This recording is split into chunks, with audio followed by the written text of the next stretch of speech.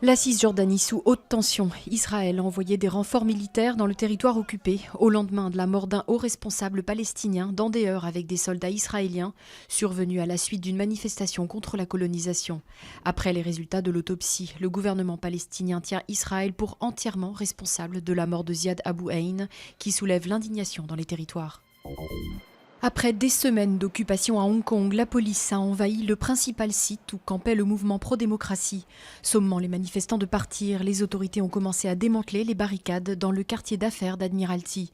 L'opération intervient après une décision de la Haute Cour, saisie par des commerçants et des compagnies de transport lassés du blocage. Les protestataires revendiquent l'instauration d'un véritable suffrage universel dans le territoire sous tutelle chinoise.